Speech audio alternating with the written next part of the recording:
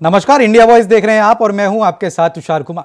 तो वक्त तो चला है रिपोर्टर्स लाइव का, जो हम बात करेंगे कि अयोध्या के भव्य निर्माण की, राहुल की यात्रा पर लगे ग्रहण की, बिहार में सियासी घमासान की और भी बहुत सी खास खबरें।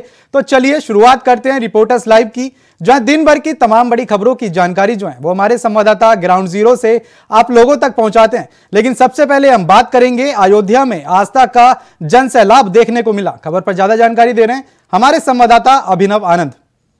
राम भक्तों का जो सैलाब था वो अब उमड़ चुका है। आपको बता दूं कि इस समय हम जन्मभूमि पथ पर ही मौजूद हूं और कल ही भगवान राम को नरेंद्र मोदी अपने हाथों से प्राण प्रतिष्ठित करके उनके नवनीत विग्रह में विराजमान किए हैं। राम राज्य की जो स्थापना हुई है और तमाम अयोध्या समेत समूचे भारत से, आपको बता दूं कि अयोध्या समेत समूचे भारत से जो भी राम भक्त हैं पूरे अयोध्या पहुँच चुके हैं और अब अभी और भी लोगों का आना जाना बाकी है। साथ ही साथ आपको ये भी बता दूँ कि पूरे अयोध्या को हाई सिक्योरिटी जोन में घोषित कर दिया था, उसके बावजूद भी जो राम भक्त हैं पूरी अयोध्या बिल्कुल खचाखच भर चुकी है राम भक्तों से। राम भक्तों के राममय हो चुकी पूरी अयोध्या, बिल्कुल राममय हो चुकी है। जय श्री राम के नारों से पूरी अयोध्या गुंजायमान है। साथ ही साथ आपको ये भी बता दूं कि जो अयोध्या में जो भी राम भक्त आए हैं उनके पदरज से उनके जो पदरज का अर्थात जो भगवान जो राम भक्त हैं उनके पदों के पैर के धूल से जो आसमान हुआ है वो बिल्कुल अब भगवा हो चुका है। साथ ही साथ आपको बता दूं कि पूरी अयोध्या, यूँ कहें कि पूरी अयोध्या राममय हो चुकी है। पूरी अयोध्या बिल्कुल राम के नाम से राममय हो चुकी है। अब जय श्री राम के उद्घोष से पूरा जो वातावरण है अयोध्या का वो राममय हो चुका है। इंडिया वॉइस के लिए अयोध्या से अभिनव सिंह। अयोध्या में नवनिर्मित राम मंदिर के गर्भगृह में भगवान रामलला विराजमान हो चुके हैं। वहीं इंडिया वॉइस पर अयोध्या के लता मंगेशकर चौक से एक्सक्लूसिव तस्वीरें देखिए। सकता है कि जो श्री राम की नगरी सूनी पड़ी रहती थी, आज वो नगरी सज धज कर एक बदल चुकी है। एक तस्वीरें जो है, तस्वीरों के माध्यम से आप समझ सकते हैं जो राम भक्त हैं कितनी संख्या में जो लता मंगेशकर चौक है, जो चौराहा है, यहाँ पर देखे जा सकते हैं। लगातार लोगों का आवागमन है वो देखा जाता है। आज राम भक्तों के लिए जो भगवान श्री राम के जो दर्शन है वो खोले गए थे। लगातार आज से जो राम भक्त हैं वो दर्शन कर रहे हैं। देखा जा सकता है कि किस तरीके की तो रौनक है वो देखी जा सकती है। अगर हम बात कर लेते हैं अपन सूर्य पथ की, और सूर्य पथ की एक अलग ही पहचान है, अलग ही जो छवि है वो निकल कर आती है। आप देख सकते हैं किस तरीके से जो सूर्य पथ है, सूर्य पथ को लेकर के आप देखिए कितना रौनक, कितनी ज़्यादा सुंदरता दिखती है। और अगर हम बात भव्य और दिव्य अयोध्या की करते हैं तो अयोध्या जो कल तक सूनी पड़ी रहती थी, जो मायूस रहा करती थी, लोगों के मन रोया करते थे, आज वो कहीं ना कहीं बदलती दिखाई दे रही। तस्वीरें जो है चेंज होती दिख रही हैं। सदियों बाद जो एक समय है वो समय आया हुआ है जिसको एक बदलाव देखा जा सकता है। और हमारे साथ कुछ और लोग भी हैं जिनसे हम बात करेंगे, जानेंगे कि कैसे क्या देखते हैं। क्या नाम है आपका? सर मेरा नाम डॉली है। कहाँ से आए हुए हैं? अलीगढ़ से। सदियों बाद श्री राम वापस आए हैं अयोध्या में, कैसे देख रहे हैं? बहुत अच्छे तरीके से देख रहे हैं सर, बहुत अच्छा लग रहा है यहाँ पर। आज आपके दर्शन हुए? जी, हमारे तो कल ही हो गए थे दर्शन। कैसा लग रहा है? बहुत अच्छा लगा था सर। साफ कहा जा सकता है कि अलग अलग जगहों से, अलग अलग देश के अलग अलग कोनों से लोग आए हुए हैं जो राम भक्त हैं। लगातार देखे जा सकते हैं, लगातार जो तस्वीरें हैं वो आप देख सकते हैं। जो रौनक है, रौनक लगातार बनी हुई है। हमारा क्या नाम है आपका? मेरा बानू प्रताप नाम है। कहाँ से आए हुए हैं? मैं राजस्थान डिस्ट्रिक्ट पाली से आया हूँ। सदियों बाद श्री राम वापस आए हैं, कैसे देख रहे हैं? बहुत अच्छा लग रहा है सर। हम बहुत भाग्यशाली है कि हमें भगवान श्री राम लला का दर्शन हुआ है और अपने आप को सौभाग्यशाली समझते हैं कि हमने दर्शन किया है। और ऐसा लगता है कि हमारा मतलब आज दर्शन करने के बाद ऐसा लगा है कि वापस जन्म हो गया हो, हमारा प्राण व शरीर में वापस आए। और गर्भगृह में ऐसा देखा कि साक्षात भगवान विष्णु भगवान राम लला के रूप में विराजमान है और एक दिव्य रूप के रूप में वो दिख रहे थे हमें। हमारे साथ कुछ और लोग भी हैं जिनसे हम जानेंगे कि आप कहाँ से आए? मैं लखनऊ से आया हूँ। कैसे देख रहे हैं आज श्री राम जी की वापसी हुई है सदियों बाद। आज वो मंदिर में पहुंचे हैं, उनकी प्राण प्रतिष्ठा हुई थी कल, आज आप लोगों के दर्शन के लिए खोला गया, कैसे इसको देखते हैं? कल जैसे ही हम लोगों को पता चला कि आज 7 बजे से मंदिर खुलेगा, तो हम लोगों ने रात में 12 ही बजे प्लान कर लिया कि हम लोग सुबह सूर्य की पहली किरण के हिसाब से ही हम लोग, कोहरा अधिक होने के बावजूद हम लोग सुबह 5 बजे ही लखनऊ से निकल लिए कि हम लोग यहाँ कितनी जल्दी पहुँच जाएं। जो टीवी में हम लोगों ने जिस रामलला की मूर्ति का दर्शन किया था, वो हम लोग कैसे साक्षात दर्शन कर पाए। इसके लिए हम लोग सुबह पूरा परिवार हमारा 5 बजे उठ के नहा धो के तुरंत बैठ गया गाड़ी पे, हम लोग अयोध्या जी आ गए 9 बजे। अयोध्या में नवनिर्मित राम मंदिर के गर्भगृह में भगवान रामलला विराजमान हो चुके। वहीं इंडिया वॉइस पर अयोध्या के सूर्य नदी के तट से एक्सक्लूसिव तस्वीरें देखिए। वर्षों का इंतजार खत्म हुआ, समाप्त हुआ। प्रभु श्री राम का जो वनवास था, जो इतने सालों का वनवास चल रहा था, वो कहीं ना कहीं समाप्त हो चुका है। उसके बाद की तस्वीरें आप देख सकते हैं। मैं मौजूद हूँ अयोध्या के सरयू घाट पर। सरयू घाट पर आप देख सकते हैं कि आज भक्तों के लिए जो द्वार थे वो खोले गए थे श्री राम के। आज अब श्री राम से मिलने के लिए भारत के अलग अलग कोनों से जो भक्त हैं वो आए हुए हैं। सदियों पुराना जो सदियों से चली आ रही जो प्रथा थी कि जो श्री राम थे उनकी जो दूरी थी वो भक्तों से बनी हुई थी, वो कहीं ना कहीं एक तरीके से अब मिथ्या साबित हुई है। अब एक बार फिर भगवान श्री राम अपने भक्तों से अपने राजमहल में मिलेंगे। कहा जा सकता है कि कई सालों से जो प्रतीक्षा थी राम भक्तों की कि अपने आराध्य प्रभु श्री राम से वो कब मिल पाएंगे, लेकिन अब वो घड़ी आ चुकी है। वो घड़ी अब शुरू हो चुकी है। लगातार सरयू घाट पर पहले स्नान किया जाता है। स्नान करने के बाद हनुमानगढ़ी में हनुमान जी के जो दर्शन है वो किए जाते हैं। फिर जो है जो अपने आराध्य प्रभु श्री राम हैं उनके दर्शन किए जाते हैं। आज भारत के अलग अलग कोनों से जो राम भक्त हैं वो आए हुए हैं। कहा जा सकता है कि जो इतिहास के पन्नों में 22 जनवरी की जो तारीख है वो हमेशा के लिए दर्ज की जाएगी और हमेशा के लिए उस तारीख का बखान किया जाएगा, क्योंकि एक जो वर्षों की जो प्रतीक्षा थी राम भक्तों की वो समाप्त हुई है। जो दूरी थी राम भक्तों की वो समाप्त हुई है। इतिहास की जो तारीखें थी वो बदल चुकी हैं। इतिहास के पन्नों में जो चीज़ें दफन थी, कार्यसेवकों का जो बलिदान लिखा हुआ था, वो कहीं ना कहीं अब जो है बलिदान का जो फल है वो देखा जा सकता है राम भक्तों के माध्यम से, उनके खुशी के माध्यम से अंदाजा लगा सकते हैं इस तरीके से हर जगह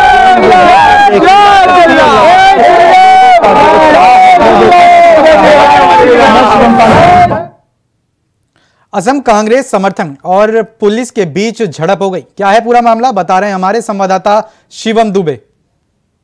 राहुल गांधी की भारत जोड़ो न्याय यात्रा इस वक्त असम के गुवाहाटी में पहुंची हुई है, जहां आपको बता दें कि असम के गुवाहाटी में पहुंचने के बाद राहुल गांधी के जो सपोर्टर हैं उनके और असम पुलिस के बीच में मुठभेड़ हुई है यात्रा को लेकर, क्योंकि यात्रा निर्धारित रूट पर न जाकर के शहर के बीचों बीच जाने की कोशिश की।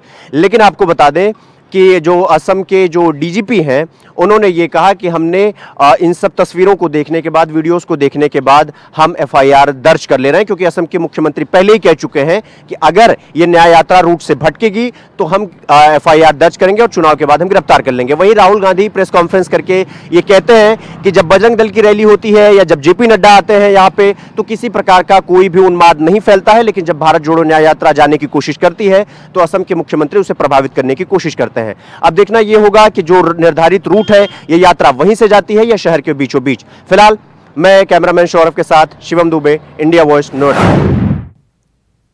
उत्तराखंड में कांग्रेस बीजेपी सरकार के खिलाफ प्रदर्शन कर रही है। क्या है पूरा मामला, बता रहे हैं हमारे संवाददाता तुषार गुप्ता। 22 जनवरी को राम मंदिर का प्राण प्रतिष्ठा थी और ऐसे में हर जगह जो था भजन कीर्तन देखने को मिल रहा था। वहीं कई राजनेता मंदिर तक में पहुंचे थे। वहीं अगर मैं राहुल गांधी की बात करूं तो उन्होंने उनकी जो भारत जोड़ो न्याय यात्रा चल रही है वो असम पहुंची है। 22 जनवरी को उन्हें एक असम के मंदिर में अंदर जाना था और साथ साथ पूजा पाठ वहां पर करनी ही थी, क्योंकि 22 जनवरी को राम मंदिर अपने जो मंदिर है उसमें विराजमान होने जा रहे थे, लेकिन उन्हें वहां पर रोका गया। जिसके बाद जो राजनीति है वो तेज होती हुई नजर आई। कांग्रेस प्रदेश अध्यक्ष करण मारा ने आह्वान किया है कि कल जो एक बड़ा जो भाजपा सरकार के खिलाफ जो प्रदर्शन है वो किया जाएगा और उसके तहत जो लोग हैं उन्हें आक्रोशित किया जाएगा कि किस तरह से एक व्यक्ति को मंदिर जाने से रोका जा रहा है। और उन्होंने भाजपा और आरएसएस पर कई गंभीर आरोप लगाए हैं कि आरएसएस और भाजपा राम मंदिर को अपना निजी मंदिर मान रही है। लेकिन जिस तरह से राजनीति तेज हुई है उससे कहीं ना कहीं ऐसा लगता है कि आने वाला समय जो लोकसभा चुनाव का है गरमाया हुआ होगा। कैमरा जर्नलिस्ट हर्ष मियाल के साथ मैं तुषार गुप्ता, इंडिया वॉइस देहरादून। बिहार में सियासी हलचल तेज हो गई, क्या है पूरा मामला? इस खबर पर विस्तार से जानकारी दे रहे हैं हमारे संवाददाता शिवम दुबे। आज सुबह बिहार की राजनीति का सियासी पारा तब और गर्म हो गया जब बिहार के मुख्यमंत्री नीतीश कुमार बिहार के राज्यपाल राजेंद्र विश्वनाथ अर्लेकर से मिलने पहुंचे। चुनावी इंजीनियरों का ये कहना था, राजनीतिक इंजीनियरों का ये कहना था कि बिहार की राजनीति में एक बार फिर से भूचाल आने वाला है। बिहार का जो सियासी पारा है वो और गर्म हो गया। लेकिन आपको बता दें कि बिहार के मुख्यमंत्री नीतीश कुमार वहां के राज्यपाल से इसलिए मिलने पहुंचे क्योंकि वहां के विश्वविद्यालयों यानी बिहार के विश्वविद्यालयों के कुलपतियों के संदर्भ में कुछ चर्चा होनी थी। आपको बता दें कि नीतीश कुमार राजभवन में राज्यपाल से मिलने पहुंचे। उस वक्त उनके साथ विजय चौधरी जो नेता है माने जाने जेडीयू के, वो भी उनके साथ मौजूद थे। वहीं पर बिहार के उप मुख्यमंत्री तेजस्वी यादव ने ट्वीट कर कहा कि आज़ाद हिंद फौज के संस्थापक नेताजी सुभाष चंद्र बोस के इस दिवस पर उन्हें पुष्पांजलि अर्पित करके उनका आदमकद मूर्ति पे पुष्पांजलि अर्पित किया गया। आपको बता दें कि बिहार की राजनीति में सियासी पारा तो गर्म हो गया था, लेकिन फिलहाल अभी बिहार की राजनीति में सब कुछ शांत दिखाई दे रहा है। फिलहाल कैमरामैन सौरभ के साथ मैं शिवम दुबे, इंडिया वॉइस, नोएडा। उत्तराखंड में लोकसभा चुनाव को देखते हुए मतदाता सूची जारी की गई। खबर पर ज्यादा जानकारी दे रहे हैं हमारे संवाददाता अभय कैंतुरा। निर्वाचन आयोग की तरफ से चुनाव को देखते हुए मतदाता सूची जारी कर दी गई है। इस मतदाता सूची में 82 लाख से ज्यादा मतदाता इस बार लोकसभा चुनाव में अपने मत का प्रयोग करेंगे, लेकिन सियासी दलों के निशाने पर प्रदेश के युवा मतदाता हैं, यानी 18 साल से लेकर 39 साल तक के जो युवा मतदाता है उनकी संख्या भारी भरकम यहाँ पर कही जा सकती है। 40 लाख से ज्यादा युवा मतदाता हैं और इन्हीं युवा मतदाताओं पर इस समय सियासी दल अपना निशाना साधे हुए हैं, फोकस किए हुए, ताकि यही वो युवा मतदाता उनके पक्ष में मतदान करें और उनका जो जीत का रास्ता है वो तय कर पाए। ये समझा जा सकता है कि युवाओं को रिझाने में जो सियासी दल है वो अपनी रणनीति बनाते हुए नजर आ रहे हैं, ताकि चुनाव से पहले युवा उनके साथ जुड़ सके और इस चुनाव में बड़ी जीत उनके लिए प्राप्त कर सके। ये कह सकते हैं कि युवाओं को लेकर ही चुनाव की जो रणनीति है वो अब इस पर इर्द गिर्द घूमने लगी है। कैमरामैन नथुना साथ अभय कैंतुरा, इंडिया वॉइस, देहरादून। उत्तराखंड में यूसीसी का मामला एक बार फिर से सुर्खियों में है। खबर पर ज्यादा जानकारी दे रहे हैं हमारे संवाददाता तुषार गुप्ता।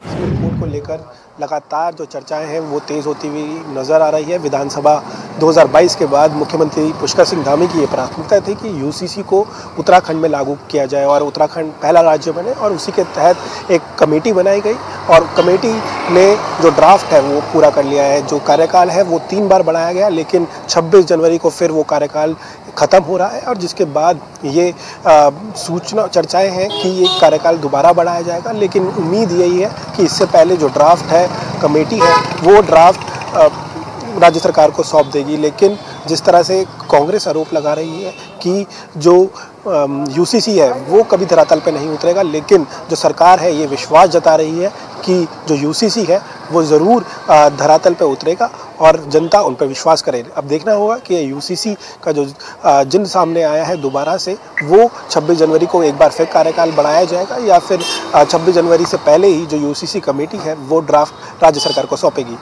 कैमरा जर्नलिस्ट निशांत चौहान के साथ मैं तुषार गुप्ता, इंडिया वॉइस। चलिए खबरों का सिलसिला आगे बढ़ाते हैं। शाही ईदगाह मामले पर सुप्रीम कोर्ट में सुनवाई होनी थी। खबर पर ज्यादा जानकारी दे रहे हैं हमारे संवाददाता अजीत कुमार। मथुरा श्री कृष्ण जन्मभूमि और शाही ईदगाह विवाद का मामला अब एक बार फिर से 29 जनवरी तक के लिए टल गया है।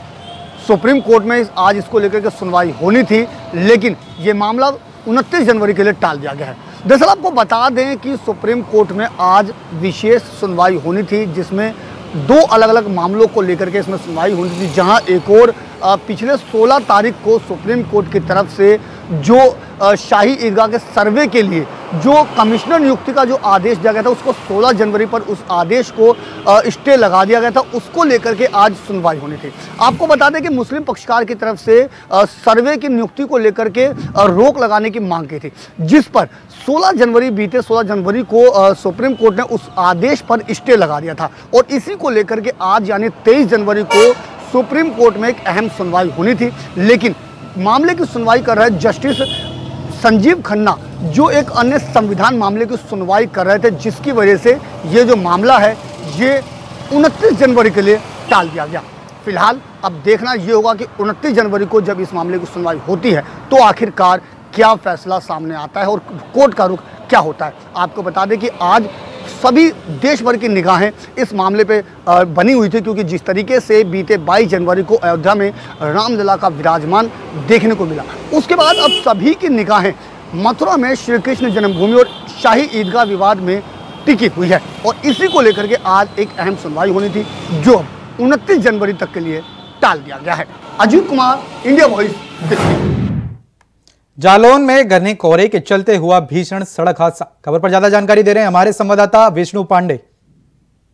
जालौन में घने कोहरे के चलते एक सड़क हादसा देखने को मिला है, जहां घने कोहरे के चलते एक तेज रफ्तार बस सड़क किनारे खड़े ट्रक में जा टकरानी है, जिससे बस ट्रक में टकराने से उसमें सवार 10 लोग गंभीर रूप से घायल हो गए हैं। वहीं घायलों में 2 की हालत नाजुक बताई जा रही है। वहीं प्राप्त जानकारी के मुताबिक मामला जालौन के बुंदेलखंड एक्सप्रेसवे का है, जहां बुंदेलखंड एक्सप्रेसवे पर आज तड़के सुबह श्रद्धालुओं से भरी एक बस जो कि चित्रकूट से मथुरा की ओर जा रही थी, तभी जालौन कोतवाली क्षेत्र के बुंदेलखंड एक्सप्रेसवे पर सड़क किनारे खड़े एक ट्रक में पीछे से टकरा गई है, जिससे बस ट्रक से टकराने से उसमें सवार 10 लोग गंभीर रूप। Delhi police crime branch NDR को मिली बड़ी सफलता। खबर पर ज्यादा जानकारी दे रहे हैं हमारे संवाददाता अजीत कुमार। दिल्ली पुलिस की क्राइम ब्रांच को एक बड़ी सफलता हासिल हुई है। क्राइम ब्रांच की पुलिस टीम ने 2 शार्प शूटर को एनकाउंटर के बाद धर दबोचा है। दरअसल आपको बता दें कि दिल्ली पुलिस की क्राइम ब्रांच की टीम ने एनकाउंटर के बाद गोगी गैंग और लॉरेंस बिश्नोई गैंग के 2 शार्प शूटर को गिरफ्तार किया है, जिनकी पहचान कुलदीप और अब्दुल कादिर के रूप में हुई है। पुलिस द्वारा मिली जानकारी के अनुसार ये दोनों आरोपी बीते दिनों नोएडा के सेक्टर 104 में हुई सूरज मान की हत्या के मामले में वांछित थे। आपको बता दें कि सूरज मान जिम ट्रेनर के तौर पर काम करता था और वो गैंगस्टर प्रवेश मान का भाई था। फिलहाल पुलिस की जो सफलता है बड़ी सफलता के रूप में देखा जा सकता है, क्योंकि जिस तरीके से दोनों गैंगस्टर लगातार इस तरह के मामलों में वांछित थे और कहीं ना कहीं कहा जा सकता है कि इन दोनों की गिरफ्तारी के बाद दिल्ली में जो क्राइम की वारदात है उसमें भी काफ़ी कमी आ सकती है। पुलिस द्वारा मिली जानकारी के अनुसार इन दोनों शूटर को पुलिस ने सराय कालेखा बस स्टैंड के पास मुठभेड़ के बाद गिरफ्तार किया है। फिलहाल पुलिस ने इन दोनों को गिरफ्तार कर आगे की विधिक कार्रवाई में जुट गई है। आपको बता दें कि इन दोनों शार्प शूटर ने जिम ट्रेनर सूरज मान की बीते 19 जनवरी को नोएडा सेक्टर 104 में हत्या कर दी थी, जिसके बाद से ही ये दोनों शार्प शूटर वांछित चल रहे थे। और आज आखिरकार पुलिस टीम ने दिल्ली के सराय कालेखा बस स्टैंड से इन दोनों को एक मुठभेड़ के बाद गिरफ्तार कर लिया। फिलहाल पुलिस टीम अब आगे की जांच में जुट गई है। Ajit Kumar, India voice, Delhi. मैनपुरी में तालिबानी सजा का एक वीडियो सोशल मीडिया पर तेजी से वायरल हो रहा है। खबर पर ज्यादा जानकारी दे रहे हैं हमारे संवाददाता मुकेश कुमार। मैनपुरी में दबंग युवकों ने एक युवक को दी तालिबानी सजा। जी हां, आपको बताते चले मैनपुरी के बीती 21 जनवरी की यह घटना बताई जा रही है, जब युवक को बेल्टों से बेरहमी से पीटा गया, जिस पर पीड़ित परिवार आज एसपी कार्यालय पहुंचा। एसपी कार्यालय पहुंचने के बाद शिकायत मामले की दर्ज कराई है और एक युवक को पुलिस ने इसमें हिरासत में लिया है। परिवार के लोगों ने बताया 1 दर्जन से अधिक युवाओं ने बेरहमी से युवक के साथ पिटाई की गई है और नंग वस्त्र करके जो उसके साथ पिटाई की गई उसका वीडियो सोशल मीडिया पर तेजी के साथ वायरल हो रहा है। एसपी विनोद कुमार सिंह ने मामले को संज्ञान में लिया है और सभी युवाओं की गिरफ्तारी जल्द से जल्द किए जाने की बात कही है। तो वहीं परिवार के लोगों ने बताया जिन युवकों ने उनके बेटे के साथ मारपीट की है उससे उसकी हालत इतनी बिगड़ गई है कि वह बिस्तर से उठ भी और चल भी नहीं पा रहा। अब वह चाहते हैं कि जिन युवकों ने उनके बेटे के साथ मारपीट की है उनके विरुद्ध ऐसी कार्रवाई की जाए कि किसी भी युवक के साथ ऐसी मारपीट की घटना दोबारा से न कर सकें। फिलहाल पीड़ित युवक की मां ने सभी दबंग युवकों के विरुद्ध कड़ी कार्रवाई किए जाने की बात कही है। एसपी ने भी आश्वासन दिया है कि जल्द से जल्द सभी युवकों की गिरफ्तारी की जाएगी। मैनपुरी से इंडिया वॉइस के लिए। बलिया में कपड़े की दुकान में भीषण आग लग गई। खबर पर ज्यादा जानकारी दे रहे हैं हमारे संवाददाता करुणेश पांडे। कपड़े की दुकान में लगी भीषण आग से करोड़ों रुपए का नुकसान हो गया। मैं आपको बता दूं कि बलिया शहर के बीचों बीच गुरुद्वारा रोड में एक प्रतिष्ठित कपड़े की दुकान में अचानक आग लग गई और आग लगने से जो है भीषण विकराल आग पकड़ लिया, जिसके चलते जो है वहाँ पे अफरा तफरी का माहौल बन गया।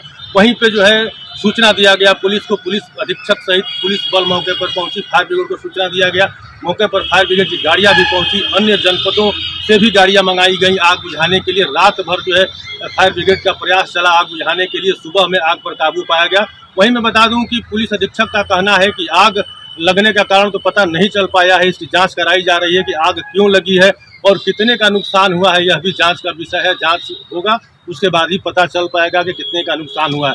मैं आपको बता दूं कि लेकिन जो आग लगने का कारण है वहां के आसपास के जो लोग हैं उनका ये कहना है कि जो आतिशबाजी शाम को हो रही थी, जो पटाखे लोग फोड़ रहे थे, उसकी चिंगारी कहीं न कहीं उस दुकान में, उस बिल्डिंग में चली गई, उसके जिसके वजह से आग पकड़ी थी और वह जो है इस तरह का विकराल रूप ले ली कि जब तक लोग कुछ समझ पाते कि 3 फ्लोर का जो है कपड़े जल करके नष्ट हो गए। कमलेश पांडे, इंडिया वॉइस के लिए। हमीरपुर से एक वीडियो सोशल मीडिया पर तेजी से वायरल हो रहा है। खबर पर ज्यादा जानकारी दे रहे हैं हमारे संवाददाता रुपेश गुप्ता। आज हमीरपुर में एक वीडियो सोशल मीडिया पर काफी तेजी से वायरल हो रहा है। मैं आपको बता दूं ये वीडियो हमीरपुर सदर कोतवाली का है, जहां पर एक युवक को करीब आधा दर्जन लोग उसके साथ लाठी डंडों से और बेल्टों से मारपीट साफ करते नजर आ रहे हैं। फिलहाल मैं आपको बताना चाहूंगा जो ये वीडियो है सदर कोतवाली का है और ये जो लड़के हैं ये किसी दुकान पे सामान लेने गए, वो लड़का सामान लेने गया हुआ था, उसी को लेकर पैसों को लेकर कुछ विवाद हुआ था, जिसके चलते जो वहाँ पर ग्रामीण थे और जो दूसरा पक्ष था उसके साथ मारपीट करता है। और जैसे ही कोतवाली पुलिस को सूचना मिलती है तो कोतवाली पुलिस जो युवक मारपीट कर रहे होते हैं उनको हिरासत में ले लेती है और उनसे पूछताछ करती है आखिर मामला क्या था और क्यों मारपीट की थी। और तहरीर के आधार पर अभी कोतवाली पे तहरीर जैसे ही मिलेगी उनको, उसी के आधार पर कार्रवाई की जाएगी। फिलहाल जो युवक हैं जिन्होंने मारपीट की थी, जो युवक गंभीर रूप से घायल हुआ था वो सदर अस्पताल पे है, उसका इलाज भी चल रहा है और जो मारपीट करने वाले युवक हैं उनको पुलिस ने अपने हिरासत में ले लिया और तहरीर के आधार पर कार्रवाई की जाएगी। इंडिया वॉइस से रुपेश गुप्ता। रिपोर्टर्स लाइव में अभी के लिए इतना ही। देश और दुनिया की तमाम बड़ी खबरों को जानने के लिए बने रहें इंडिया वॉइस के साथ। नमस्कार।